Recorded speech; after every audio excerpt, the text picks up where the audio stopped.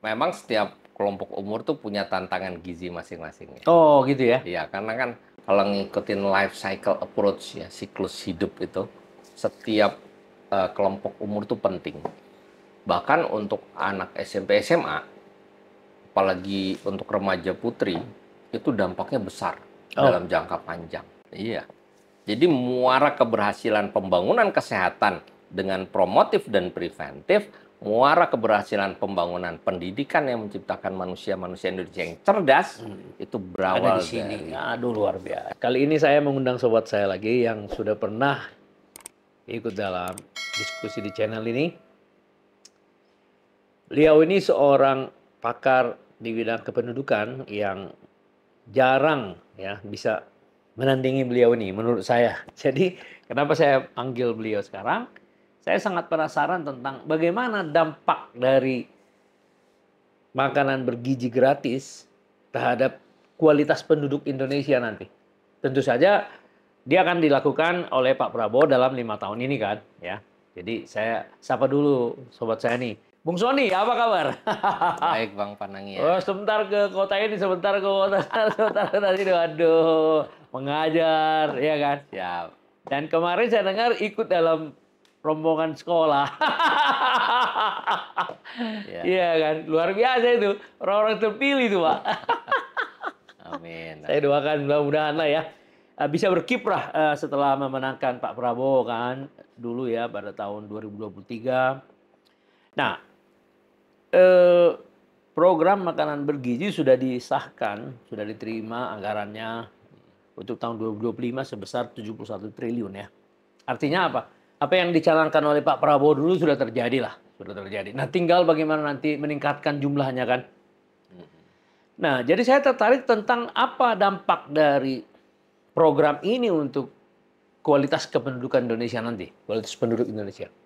Ini topik yang bagus banget nih Bang. Ya, ya, ya. Karena sebetulnya sejak tahun 70 Ya, sampai tahun 2010, ya. fokus kita tuh pada kuantitas penduduk. Oh, Jadi ya, ya, jumlah ya. bagaimana pengendalian. Ya, ya, Nah, pada pengendaliannya. saat itu memang pertumbuhan penduduk kita masih sangat tinggi, Ya, ya, ya, ya, jumlah ya. masih tinggi dan seterusnya. Tapi kita berhasil mengendalikan laju pertumbuhan penduduk Oh, ya, dengan bahkan lebih baik dari yang kita perkira. oh ya, Iya, keluarga berencana misalnya salah betul. satu contoh. Betul. Dan sekarang dengan jumlah anak per perempuan dan per keluarga itu cuma 2,1 Satu, anak, iya betul. udah sangat rendah. Itu namanya replacement level. Oh. Ya kita fokusnya lebih pada kualitas. Oh. Jadi dulu janjinya pemerintah kan norma keluarga kecil yang bahagia dan Ya, sejahtera. ya, ya.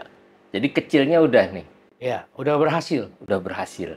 Dan Indonesia termasuk negara yang bahagia. Kemarin kan baru indeks kebahagiaannya tinggi. Oh. Nah, sejahteranya ini masih menjadi PR, Oh, ya kan? iya, iya. Nah, sejahtera ini prasyaratnya adalah penduduk yang berkualitas. Oh. Nah, jadi kita sekarang menikmati periode bonus demografi karena keberhasilan kita dalam pengendalian jumlah penduduk, Iya. pengendalian angka kelahiran. Nah, bonus demografi ini harus disikapi dengan peningkatan kualitas. Iya, iya. Itu kira-kira. Jadi memang fokus kita sekarang ke kualitas penduduk.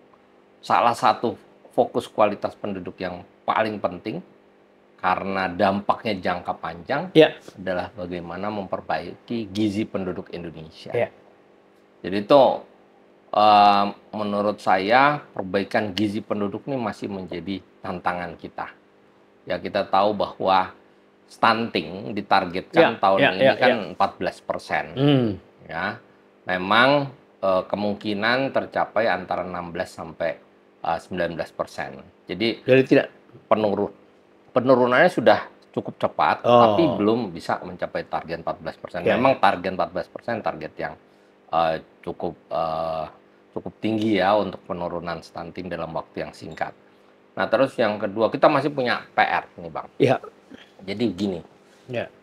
tahun 2019, rata-rata pengeluaran makanan per kapita di Indonesia itu kira-kira Rp618.000 per kapita. Tahun 2023 yang lalu, kita sudah di angka sekitar 760.000 per kapita. Jadi pengeluaran makanannya naik. Oh, iya, iya. Nah, tapi kalau kita perhatikan kalori intake-nya, jumlah yang diterima masyarakat ini cenderung agak turun.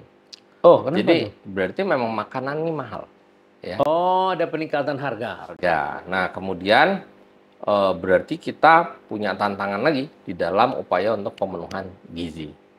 Nah, pemerintah tentu sudah melakukan berbagai upaya ya menjaga stabilitas harga pangan, bahkan Ya, inflasi ya, kita termasuk ya, terendah termasuk di terendah ya, dunia. ya. Heeh.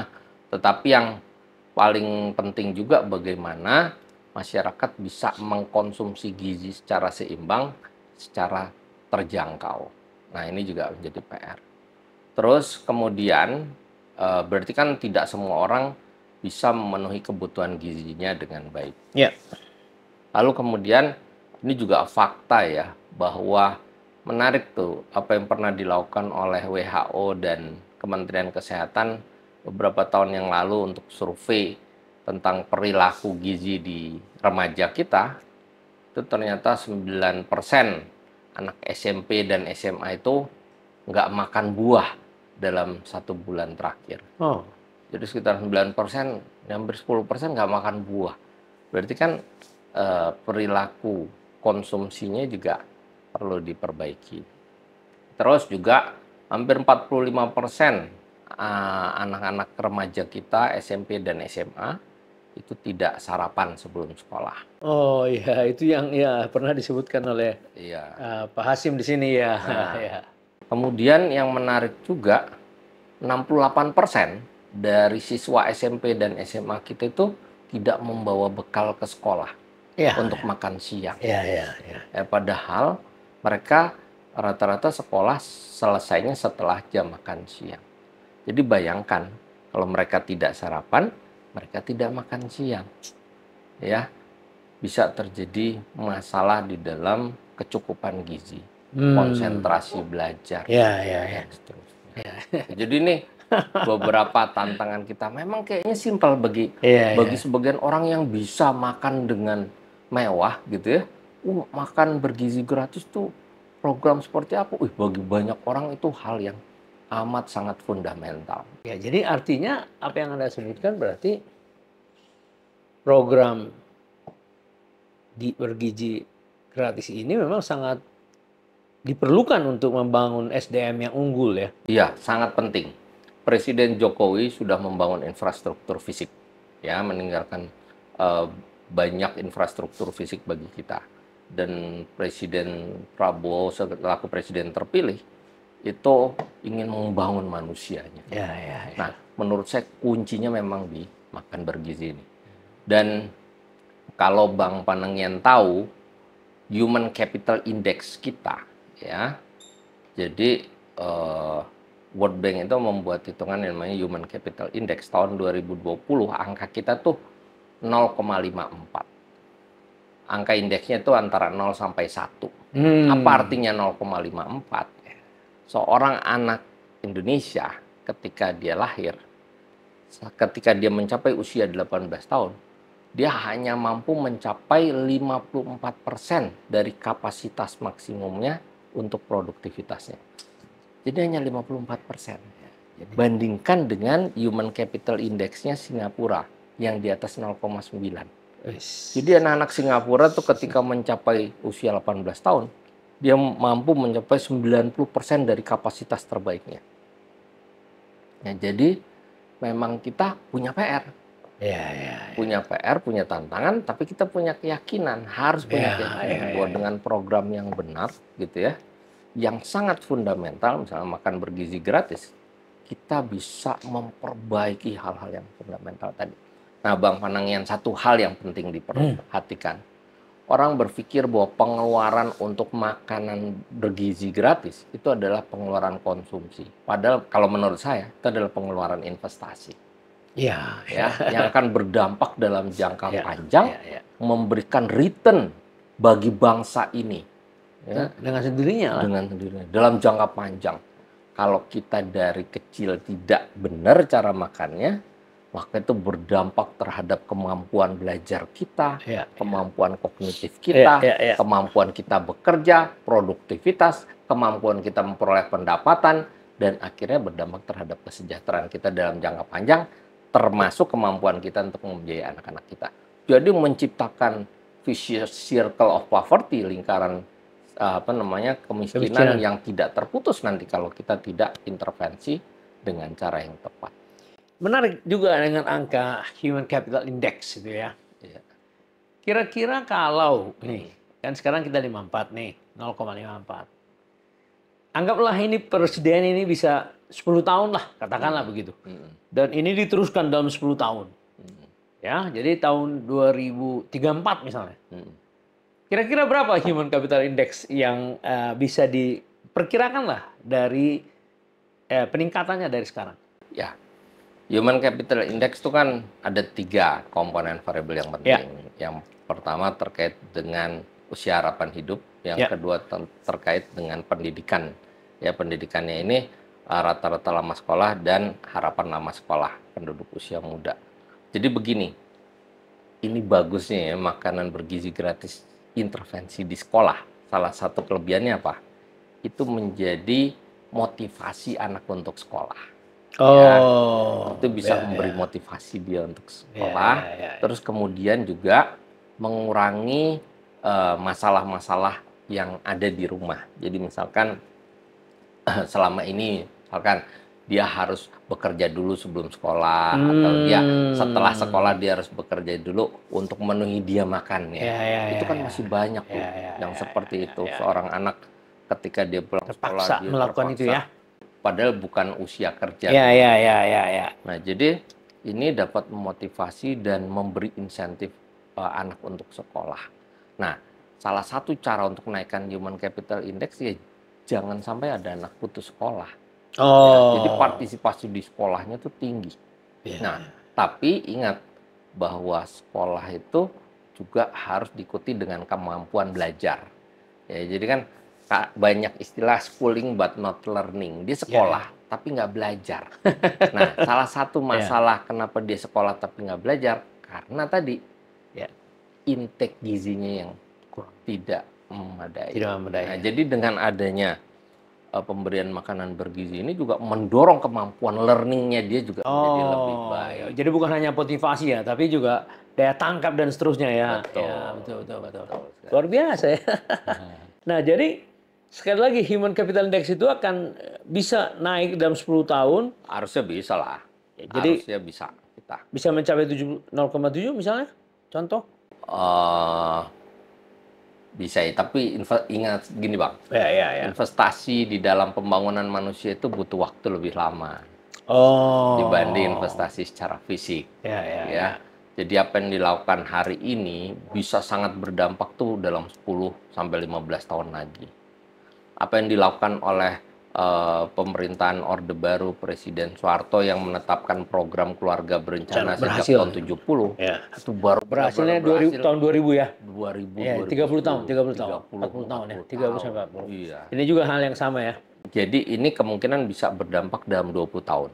20 tahun ya. Dampaknya akan luar biasa. Tapi kalau kita ingin investasi pembangunan manusia itu dilihat dalam ukuran 1-2 tahun sulit lah. Karena dia ini anak bergizi dulu ya, punya makan makanan bergizi.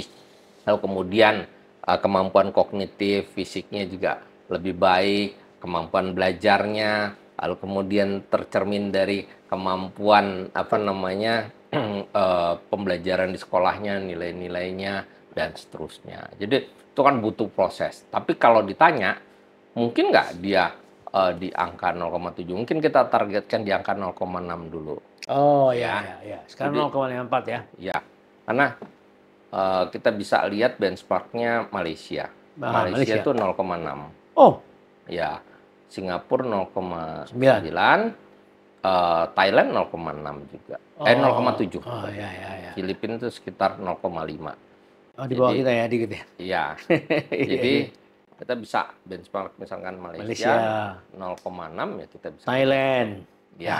Itu aja dulu ya. Malaysia dan luar biasa itu. Ya.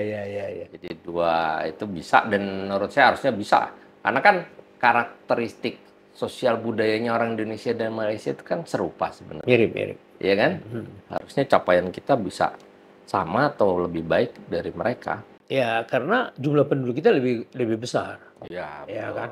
Memang itu tantangan. Iya. Tantangan dia penduduknya kan hanya 21-an juta. 27 juta Iya, mungkin ya. 27 Sekitar juta lah. seperpuluhnya Ya kita kan lah. iya, kita 282 terakhir. Iya, Thailand di bawah kita juga, itu sekitar 60 dia kan. iya betul. Iya, jadi artinya apa? Kalau investasinya ini benar dilakukan, Betul. impact-nya pada kapasitas Indonesia juga besar, Betul. ya kan? Benar, terukur ya. Ya, ya, ya.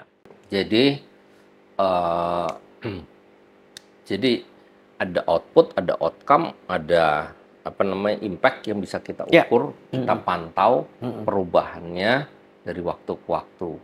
Nah, yang paling penting pertama menurut saya memang data ya. Siapa yang Oh, walaupun misalkan intervensi ini di level sekolah, kalau anggarannya mencukupi untuk semua, ya kita nggak masalah. Tapi ketika anggaran ini harus ada skala prioritas, maka data kan menjadi amat sangat penting gitu kan. ya, ya, ya. Siapa yang butuh intervensi pertama, kemudian siapa yang harusnya menerima ini lebih dulu dan seterusnya. Memang ini mencakup masalah keadilan sosial ya. Jadi apa yang dilakukan oleh Pak Prabowo pasti merupakan upaya untuk menciptakan keadilan sosial bagi seluruh. Ya, kalau misalnya kita review kembali target 82 juta, ya 78 juta anak-anak, 4 juta ibu hamil, kurang lebih kan 82 juta, dengan anggaran sekitar 540, ya kan? Nah, kalau sekarang ini anggaran 71, ya kan, kita bisa melihat ya ini sekitar ya berapa persen lah, ya dari angka itu ya, dari angka 540 ya. Jadi artinya ini kan step up akan naik terus kan, sampai mencapai 82 juta nanti. Betul. Nah, pertanyaan saya, prioritasnya itu kan pasti anak yang lebih rendah sekolahnya kan, tingkatannya harusnya. Ya, Ini kan sampai SMA kan, Pak? Nah, betul. ini mungkin dimulai dari SD dulu mungkin. Memang setiap kelompok umur tuh punya tantangan gizi masing-masing ya. Oh, gitu ya. Iya, karena kan kalau ngikutin life cycle approach ya, siklus hidup itu, setiap kelompok umur tuh penting.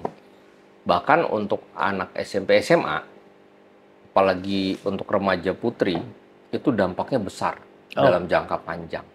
Jadi gini, masalah angka kematian ibu melahirkan yang tinggi misalkan, terus kemudian masalah stunting, itu berawal dari ibu. Oh, Ya, misalkan kekurangan betul. zat besi dan Ya, ya. seterusnya. Tetapi kekurangan zat besi itu merupakan manifestasi akumulasi perilaku makan sebelumnya Dia menikah, ketika ya. dia remaja. Ya, betul. Gitu. Jadi ini penting banget misalkan untuk mengatasi masalah stunting, terus kemudian masalah problem komplikasi kehamilan dan persalinan itu dengan mengintervensi remaja-remaja putri calon ibu. Ya. Nah, makanya Ya. itu penting juga Ya, gitu. ya. Jadi memang rencana untuk menerapkan 82 juta itu memang serius ya. Iya. Sangat fundamental ya. Betul dong, sangat Ya, fundamental. ya, Dan ya. menurut saya itu kan sesuatu yang sangat baik ya dalam upaya janji kita untuk betul-betul membangun kualitas manusia. Ya. Ya. Kita bicara pendidikan, Ya, itu pendidikan tuh agak hilir tuh. Ya. Padahal orang bisa belajar hulunya iya, tuh dari wah. gizi. Padahal anggaran pendidikan 500. Iya, kan sebetulnya ini kan soal Iya, luar biasa Anda mengupasnya ini. ini kan soal Iya. alokasi anggaran nih mana yang paling efektif ya. Kesehatan kita sibuk pada upaya kuratif, pengobatan. Padahal diabetes itu terjadi kecenderungan pada orang-orang yang misalkan orang yang memiliki masalah stunting, dia punya kecenderungan lebih besar untuk mengalami masalah penyakit degeneratif yang tidak menular ketika dia di usia dewasa. Nah, itu terjadi kan apa? Karena pola gizi, pola gizi ya. makan. Jadi ini sangat mendasar dan sangat di hulu posisinya ya. Betul, sangat di hulu. Iya. Jadi kita ngebenahi. Jadi seharusnya waktu sebelum pendidikan 20% ini dulu. Iya dong. Iya. Iya dong. Kan ini kan Orang pemikiran lupa seorang ya. presiden, Pak. Iya. Levelnya kan. Iya, Iya dong, kesadaran itu. Karena banyak orang mengkritik bahwa anggaran 20% mandatori yang telah diterapkan hampir 10 tahun, orang tidak terlalu melihat ada perubahan gitu, signifikan dalam pendidikan Indonesia. Betul. Jadi kalau ditarik-tarik lagi, ternyata itu tadi. Kalau orang konsentrasi dikasih pengetahuan yang tinggi pun, oh iya. Ini mendasar sekali, luar biasa ya. Oh iya dong. Lebih mendasar daripada pendidikan. Makan bergizi gratis nih, kalau disiapkan dengan skema yang tepat, itu dia juga melatih banyak hal ya. Yang pertama, termasuk melatih perilaku yang baik. Ya. Jadi, tau nggak, waktu saya jadi ketua bidang perubahan perilaku, pakai masker, jaga jarak, cuci tangan itu dulu tugas saya. Mau bagaimana mendorong orang Indonesia pakai masker, jaga jarak, cuci tangan. Itu cuci tangan itu termasuk hal yang paling sulit. Kenapa? Bahkan dunia tuh punya namanya hari cuci tangan sedunia. Mereka nggak punya hari pakai masker, hari jaga jarak, nggak ada lah. Pakai masker dan jaga jarak itu sifatnya temporary. Tapi cuci tangan tuh harus jadi kebiasaan hidup yang sehat, healthy lifestyle. Jadi kenapa susah? Orang biasanya cuci tangan tuh setelah makan, bukan sebelum. Padahal dengan cuci tangan itu mengurangi 70% risiko penyakit. Kesehatan penyakit ya. Nah, itu nanti ketika program makan siang gratis, kebiasaan cuci tangan, kebiasaan mengantri, kebiasaan berdoa, bersyukur, ya kan? Bersama-sama. Itu kemudian akan bisa betul-betul dirancang. Jadi artinya gini, program makan siang bergizi ini akan merubah perilaku dengan sendirinya ya. Luar biasa ya. Jadi gini Bang, ada namanya social engineering. Ya. Merubah perilaku itu masyarakat ya. Dengan cara tertentu. Ya. Ini salah satunya. Ini salah satunya. Luar biasa. Bang. Misalnya gini, waktu saya di Satgas itu, saya minta semua itu bikin tempat cuci tangan, ya, supaya orang tuh menjadi terbiasa. Saya pernah ngecek, ini simpel banget ya. Jadi kita cek ya, kita minta di setiap tempat publik itu punya tempat cuci tangan. Walaupun udah dikasih spanduk jangan lupa pakai masker, jaga jarak, cuci tangan, terus kemudian di sebelah kiri ada tempat cuci tangan, nggak semua orang ternyata mau cuci tangan, mampir untuk cuci tangan ya. Nah, saya waktu itu sama tim berpikir gimana caranya, terus kita pasang itu stiker kaki. Jadi misalnya gini, ini kantor nih, masuk ya, kasih spanduk, jangan lupa pakai masker, jaga jarak, cuci tangan. Terus taruhlah tempat cuci tangannya sebelah kiri. Itu ternyata cuma 30-40% orang belok buat cuci tangan. Tapi begitu dipasang stiker kakinya diarahkan ke sana, hampir semuanya belok cuci tangan. Jadi itu namanya social engineering. Jadi orang tuh berubah tanpa merasa dirinya sedang dirubah. Nah, itu bisa dilakukan dengan program ini. Gimana table manner, ya kan? Belajar makan yang baik, karena cara mengunyah dan seterusnya. Jadi banyak hal. Luar biasa. Ini fundamental bisa memperbaiki kehidupan bangsa. Jadi artinya gini poinnya, intervensi pemerintah benar-benar membangun disiplin baru untuk semua pelajar menjadi manusia yang unggul kan, ujungnya betul. Sehat, sejahtera dan unggul. Betul. Ya kan dia akan menerima pendidikan dengan baik. Betul. Konsentrasi kan. Betul. Wah, luar biasa ya. Betul. Ya memang belum banyak orang yang menjelaskan ini gitu loh. Lebih banyak orang menjelaskan gizi keras buat apa itu? Aduh, memang benar-benar ya. Dia nggak ngerti. Ternyata ini lebih hulu dari pendidikan dan kesehatan. Iya. Jadi muara keberhasilan pembangunan kesehatan dengan promotif dan preventif, muara keberhasilan pembangunan pendidikan yang menciptakan manusia-manusia Indonesia yang cerdas, itu berawal di sini. dari... Aduh, luar biasa. Nggak banyak orang tahu ini, Pak. Saya sendiri, walaupun saya sebagai engineer, nggak ngeh bahwa makanan bergizi ini sangat fundamental merubah kualitas penduduk, ya kan? Tapi Sangat. setelah Bung Sony tadi menjelaskan, luar biasa nih. Disiplin juga, ini bahagia juga tambah. Iya. Karena dia nggak perlu kerja dulu sebelum sekolah. Dan dia bisa belajar edukasi Ya, ya. tentang makanan sehat.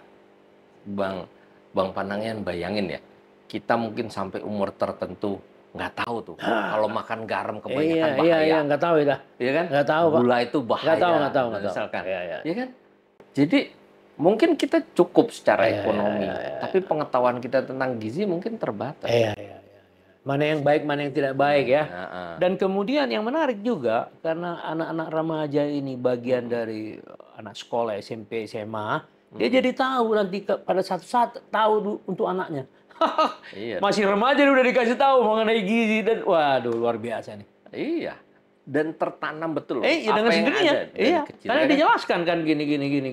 Kamu tuh dikasih makan supaya bisa menyerap pikiran ya di sekolah, learning. Iya. Dari sekedar education, dari learning. Betul. Nah, dia juga jadi tahu, aduh anak saya nanti. Dan Bang, young people today, parents tomorrow. Yes. Mereka anak-anak muda sekarang, Iya. anak-anak kecil, Iya. anak-anak remaja itu, mereka kan jadi orang tua. Iya. Jadi saya semakin memahami impact 20 tahun itu. Gede. Karena kalau dia sekarang ini umur sekolah ya 9 tahun, 10 tahun, kan dia akan jadi ibu nanti kan, Iya. 20 tahun yang akan datang. Betul. Aduh, akan berdampak pada bayinya. Betul. Luar biasa ini. Betul. Aduh, saya juga baru sadar ini. Stimulasi investasi ya. Cuma memang ada beberapa hal yang perlu diperhatikan. Termasuk di dalam pengolahan makanannya ya. Terus kemudian pola diet atau pola makan setiap anak itu kan tidak sama di keluarga. Oh, misalnya? Jadi saya gini ya, ini makanan untuk efisiensi, misalnya semua disiapkan sayur dengan ayam dengan apa gitu. Mungkin ada anak yang nggak suka ayam, ya kan? Ada anak yang nggak suka ikan. Iya.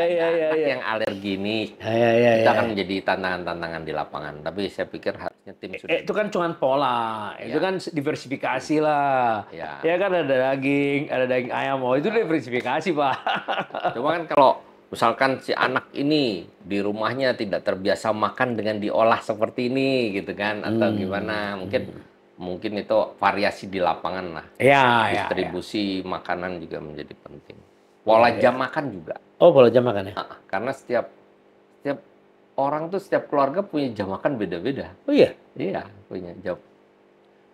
Gampangnya saya selalu makan terakhir sebelum jam 6 ya. Oh iya? Iya. Terus saya makan siang itu saya lebih suka jam 1 gitu. Ada orang yang lebih jam suka 12. jam 12, ya kan? Saya lebih suka jam 12. Ya Tapi kan? kalau sore sebelum petang saya lebih suka juga. Iya. Ya, walaupun makan juga kadang-kadang malamnya.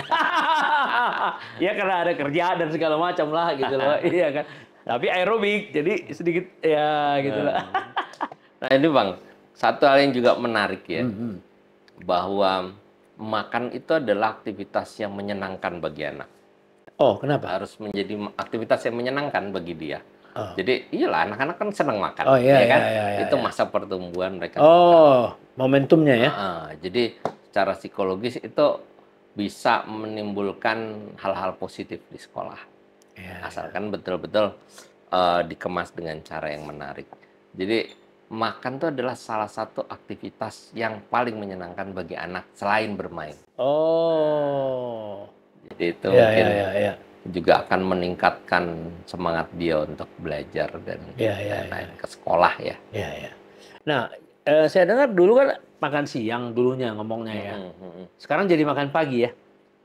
Makan bergizi, artinya Ya, tapi itu menyesuaikan dengan kebutuhan. Karena ada yang di sekolahnya mungkin selesai jam 11, kalau nunggu makan siang kelamaan. Ya, jadi pagi ya. Oh ya, pagi bisa. Jadi sangat menyesuaikan dengan keadaan. Menurut saya itu lebih fleksibel ya, lebih bagus ya. Yang paling penting intinya makanan itu bergizi. Ya, itu yang paling penting ya. Itu yang paling penting karena itulah proses ya peningkatan kualitas penduduk ya. Betul. Ya, dari gizinya ya. Iya, Jadi seimbang. Jadi nanti kan gini, program makan bergizi perbaikan kualitas pendidikan ya, karena dengan 20 tahun sudah ada ya. Betul. Terus ada program perumahan ya, dan perumahan ini ya ini sangat ambisius, Pak. Dia mau bangun 3 juta rumah. Dan sasaran pertama bukan rumah-rumah yang ada di kota, justru yang ada di desa, di perdesaan. Yang data PLN mengatakan ada 25 juta orang yang memiliki meteran itu 450 VA. Yang diidentifikasi itu orang miskin. Karena hanya berapa lampu yang bisa menyala kan? Ya, jadi itu akan menjadi sasaran nanti. Betul. 3 juta itu akan menjadi sasaran. Karena menurut statistik, Bung Sony, ada 27 juta rumah yang tidak layak huni. Sumber stunting itu malaria, inkuba dan segala macam. Ya, sumber penyakit. Sumber penyakit itu kurang ventilasi, size-nya kurang, ya kan? Ya pokoknya terus sanitasinya nggak buruk, ya kan? Tidak bagus. Air minum juga nggak masuk, ya. Ini diprogramkan 3 juta, hebat. Iya, jadi artinya pemerintahan Prabowo memang ambisi untuk mengentaskan kemiskinan dalam waktu mungkin ya 10 tahun gitu. Luar biasa. Tapi fundamental karena iya. Kemiskinan itu kan berarti bicara tentang pendapatan dia harus di atas garis kemiskinan. Tapi dengan mengintervensi makanan sandang papan, luar biasa ini. Terutama papan lah. Kalau sandang kita itu kan masih ada yang bagi-bagi saudaranya, masih ada lah. Sandang relatif inilah. Sandang aman lah. Aman lah. Tapi papan siapa yang mau ngasih sama saudaranya papan? Nggak ada yang mau. Papan maksudnya. Iya. Jadi papan dan pangan itu dua hal yang yang inline ya, untuk membuat manusia sejahtera ya, berkualitas dan sejahtera ya. Setuju. Ya, bahagia tadi Anda bilang ya. Apa tadi? Bahagia. Norma keluarga kecil yang bahagia sejahtera. Nah, ini dia nih. Kecil, bahagia, sejahtera. Kecil, bahagia, sejahtera. Kecilnya udah, bahagia oke, sejahtera nih. Luar biasa. Jadi memang presiden ini visinya sangat luar biasa ya.